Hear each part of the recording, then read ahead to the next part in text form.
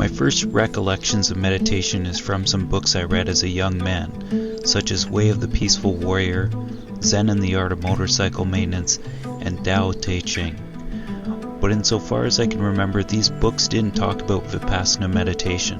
Instead, I learned about Vipassana through word of mouth and tales of very serious 10-day commitment of pure silence and dedication where one confronts their own mind in all its glorious and disorganized knotted nature. And through this process of observation, where one eventually works through the mess and comes to a fantastically rich place of inner peace and harmony that is much more lasting than the small moments of satisfaction that we've become accustomed to seeking out in our everyday life. So I'm just on my way to a 10-day silent meditation retreat. It's called a Vipassana Meditation. And I'll put a link down below and also up on the screen here just in case you're curious and you want to check this sort of thing out, because this is available everywhere in the world. And if you've never done it before, it's a by donation. So you show up, it's completely free, and you donate afterwards, whether it be right after or sometime thereafter. I also want to give a special thanks to Melissa Barron for sending me a PayPal amount of $68.81 Canadian after my previous live stream. I felt wholesomely compelled to add that to my own donation towards this program. Okay, I forgot to film the official entrance, but this is it right here, guys. I'm just pulling in.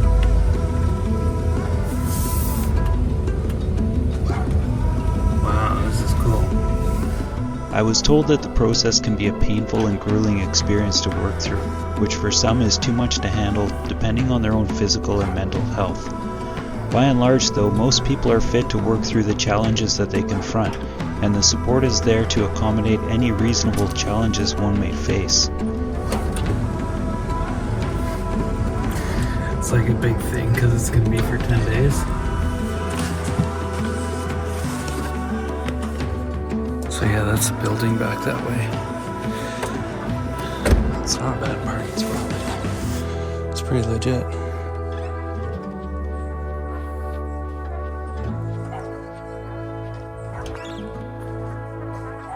Groovy. Alright guys, I will not take you in there because, it's just one of these things, but I'm just going to go in and have a chat with those guys and find out what the deal is with parking.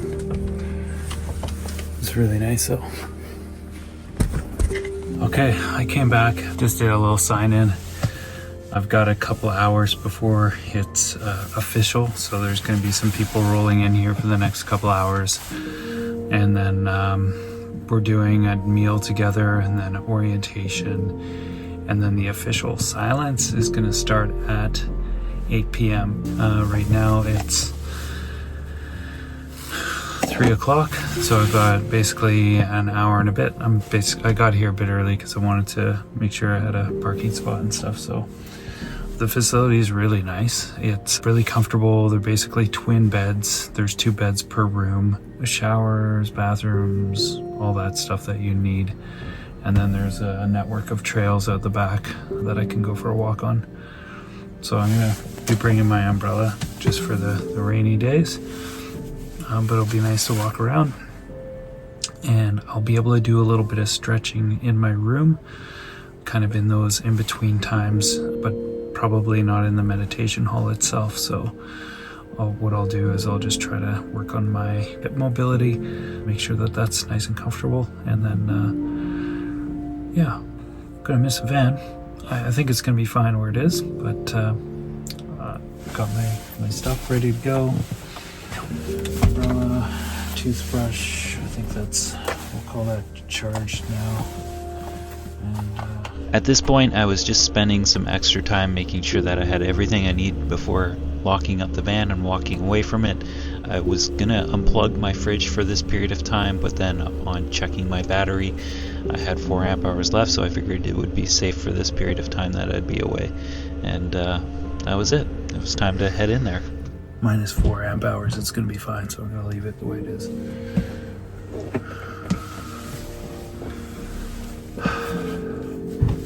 It definitely felt like quite a big thing to be going into this, and so I was just taken in that last moment. Yep. All right, guys. See you in 10 days. Alright, for the most part, this is the only live action clip I have of the entire 10 days that I stayed here, because there was no possible way for me to film any of this stuff. There was just about 40 people at this whole thing, and you can't talk to anybody, and I certainly can't film any of it. So these shots, for the most part, are just B-roll shots that I took while the center was closed between the end of my course and the beginning of the next one. And this room right here is the main meditation hall, where we got together and spent hours upon hours every day in this room. And it was the only place in the whole center where the men and women would be in the same room at the same time, although there was no talking. The women were on one side of the room, the men were on the other side of the room, and for the most part your eyes were closed when you were in this room. You were just in your seat meditating. And everybody's going to have to figure out their own seating arrangement while they're in there. If you're going to come and do this kind of thing yourself, it's probably a good idea to figure out how you're going to be comfortable to sit without moving for at least a half an hour at home, and bring whatever props you need to bring with you. Depending on the center you go to, they might have a wall of props like this or not. This one was in Duncan on Vancouver Island, so they do have some options here, but it's kind of a first come first served basis, and depending if you're one of the last people to come into the room, you might not have a lot to choose from as far as props go. So I definitely recommend bringing along whatever sort of seating cushions or chairs or stools that you have at home that make your seating arrangement more comfortable. On with the video. Alright, at this point I'm going to do a voiceover to share the details of this meditation and also my own experience as this plays out. That being said, this is a story and it will ultimately fail to fully express the full experience and potential of this meditation. By its nature, the experience of this will be different for everyone, and it can only be realized on an individual basis by doing this for yourself. The first evening was the orientation and the beginning of our commitments to noble silence, including no gestures, no eye contact, also no killing, not even a bug. In fact, they had these little plastic cards with a cup that if you saw an ant or something like that, you could cover the bug with the cup, and then one of the staff members would take that outside and let it go. There's also no stealing, no sex, no lies, no smoking, drinking, or using any intoxicants. It's a scent-free zone, so there's no scented products or perfumes allowed. There's no reading or writing, and no other ceremonial practices or meditation techniques are permitted on the property. These were the foundational rules, and they become beneficial and easy to follow once you get going. Following that, we receive the schedule, which begins at 4 a.m. every day, and we go to about 9:30 p.m. at night, with just shy of 11 hours of meditation throughout the day. Of course, that's provided that you fully dedicate yourselves to the practice of meditation.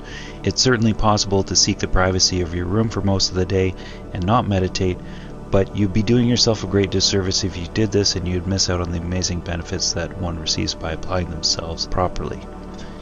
After that, we were introduced to the meditation practice itself, and it was laid out in a step-by-step process so one can successfully graduate through the different stages. Although the work of the meditation and success of the meditation is directly proportional to the effort that each individual puts into it. The technique is a very simple exercise of self-observation to see things as they really are from moment to moment, and develop one's capacity to remain alert and non-reactionary to the sensations one experiences. If done correctly, then one will, as a matter of fact, come face to face with all the bad habits and faulty predispositions one has about reality. And through this process of observation, the bondage one has with suffering and misery will break down and be replaced by a deep clarity and realization of peace and harmony within oneself. In that sense, it's completely possible to fully transcend all suffering and misery and become liberated for the remainder of one's life. And it can be done by anyone, no matter their background or religious beliefs. And it is not required to renunciate one's religion in doing this, nor will the technique conflict with one's own devotion. The process is universally compatible and beneficial to everyone. By the way, many people have successfully gone through this process to fully realize this for themselves. That being said though, it is difficult to get established in because the mind and body are not initially disciplined to do this. Instead, they are more deeply established in a cycle of attachment towards craving and aversion with everything one comes in contact with. But with persistent effort, in a space such as this one where all your basic needs are met for the next 10 days, one is able to set aside their responsibilities and make this realization for themselves. And this is the focus for the full 10 days at this meditation center. In summary, my own experience was profound, and while it had its difficult moments of pain and discomfort, the work brought me to a much higher level of peace and harmony within myself. And while I can't say I achieved full enlightenment, I definitely had a glimpse of it, and know that with further practice this can be fully realized, and it's something I intend to continue to develop for myself. It's well within the grasp of anyone willing to work towards it, and coming to this Vipassana meditation course helped me learn about this very straightforward process to come out of suffering and find that liberation of lasting peace and happiness that we all commonly search for. At the end of my 10 days, I felt compelled to volunteer some of my own time as a form of appreciation towards the benefits that I received from this program, and it was with much gratitude and love that I could do this. Alright, so this is my meal on the last day. I just did a bunch of cleaning up in the center after our morning wake up. I stayed till noon. Most of the people have already left. But if I wanted to, I could stay for the next 3 days and just help out around the center. And while I do that, I've got free food, or food is provided for the time that I'm providing service for the center. And the things that I could do would be just cleaning, preparing the place for the next group that's going to come in. So this morning I was cleaning the floor mats from the kitchen and all the composting buckets, and then the floors in the kitchen. So that was kind of my task this morning. It took me right up till 11 a.m. Most of the people this morning though, they just got up, made the rooms, like cleaned them, took any dirty linens, put those in the laundry, and then had one task to complete in the center and just helping out. So it might have been like cleaning out the fridge or cleaning out the inside of the, the space that's in here, which is the men's eating area. So every day I was in here twice a day. First thing in the morning was about 6:30. So we'd have breakfast, which would be served right here. And then there's coffee, tea, all that sort of stuff over on this side. And then all the men would, be on the side basically having breakfast. I was actually seated right there, facing the wall. And there was 4 of us along here that were all facing the wall. 2 people here sitting this way. And then these tables over there, they had people at those ones there. And they weren't necessarily facing each other. So the idea is that it's just noble silence the whole time. So you're not talking with anybody, you're just keeping to yourself. But we're all eating at the same time, and there'd be the breakfast period and then the lunch period, which would be at 11 to 12. So we're back in here for that period of time as well. So anyway, this is leftovers. I got, this is a salad that I've been eating a lot of. It's just some chopped up romaine lettuce, some beets and carrots, topped with some nutritional yeast. This was leftovers from yesterday. I think it's called Khmer or something. I forget the name of this. But it's basically like a rice porridge with some raisins in it. Really good with cinnamon and cardamom in it. And then I've got a Thai coconut curry here, which is all vegetarian, so it's tofu. And then I'm not sure what this is. I didn't see that in our menu, so that maybe was from some other time. Topped with some cilantro and just a cup of coffee. And my plan right now is to have this. I've got a little bit more B-roll that I'm going to go film just for the part of this video, and then I'm going to go sit in the hall, do one more meditation before I go back to the van and head off and do my laundry. Got to go do that after this, and then pick up a conversation with my daughter. But yeah, this place was really, really special. Definitely a big upgrade on life. Just going through the meditation and the process that was being taught was so well, like the curriculum was really well put together, it was easy to understand. it was clear. The instructions were clear and easy to understand, although the work was very difficult, and the sitting and the meditation was work. Like the whole time that I was here, it was a ton of work. So sitting there, going through the first 3 days where we learned Anapana meditation, where you're just focusing like on your breath in this area right above your lip right here. You're trying to like get all of your mental awareness right here and ignore everything else that's going on. You're sitting for a long time, so there's all kinds of stuff coming up, and you're just trying to like keep coming back to this, and you're like going off in a distraction, and you're coming back, and there's some really great instructions to keep you on this area, and you're developing this awareness to be concentrated, become very sensitive at feeling everything that's going on in this area. And then later you take that into day 4, where you start learning the Vipassana meditation, and then you start basically going through the whole body and learning to become aware at like on a finger point on any position on your body. So you're taking that awareness that you developed there, really precision mental awareness, and then you're taking it elsewhere. And the whole time you're trying to be equanimous with the get that word right, equanimous, basically like no judgment, no aversion, no craving towards different sensations as you're going through that bit of work, going through your body like that. And then at some point you start to also go into your body and look at it from more of a 3-dimensional perspective. And that whole journey was pretty remarkable. I've like to have this sensitivity now that I do all over is so much different from what it was coming into the course. Like it was just, I could feel, like a love chuck or whatever kind of thing. Although that hasn't happened in a long time, but back in high school, I guess that would happen. Some of your bros would just kind of poke you in the shoulder. Those kind of gross sensations were pretty obvious to me before all this, but now, like I could feel the temperature changing on my skin and the blood moving underneath the skin, and then if there was any sort of obvious sensations on top of that, then of course those were much easier to see. So if there was like tingling or itching or like some sort of like sharp pain or some weird thing that just kind of happens, and then you just start noticing that all that stuff is actually going on all over the place at the same time is pretty neat. So anyway, there's a lot to say in the whole thing. I'm gonna enjoy my lunch for now, and then I'll probably try to put most of this together with some kind of voiceover or something like that. But this is my last day hanging out in here, and it's I'm looking forward to reconnecting with family and friends and all that kind of thing, and you guys too.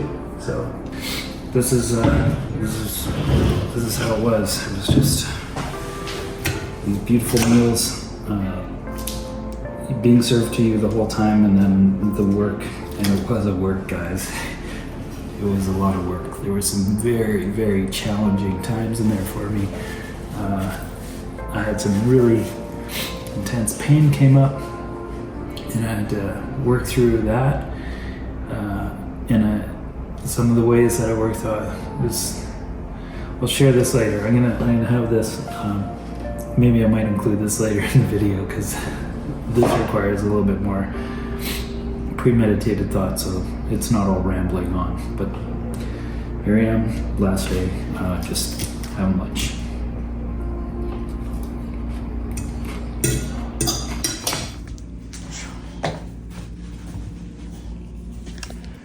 So that was good lunch. I'm gonna go out and go for a little walk on the trails. And this was the door that we went through. I'm accessing the men's trail, which is this way, and then the parking and stuff was up that way, which we weren't allowed up there. They had these little barriers right there saying course boundary, don't cross it, so we weren't supposed to go up that way for the full 10 days. So that was 10 days where I didn't see my van, but Anyway, yeah, this trail just kind of switchbacks this way, goes down around this garden, and then goes through the forest. There's a hill back there and it wraps around over a marsh, and there's kind of like a lower valley pathway and then an upper valley pathway. It just kind of loops down there. And then I believe right now, I'm just gonna walk over here. I can walk down the woman's path and go check it out. I was gonna ring the gong. This is the this is what we hear like every, I don't know, couple hours or so.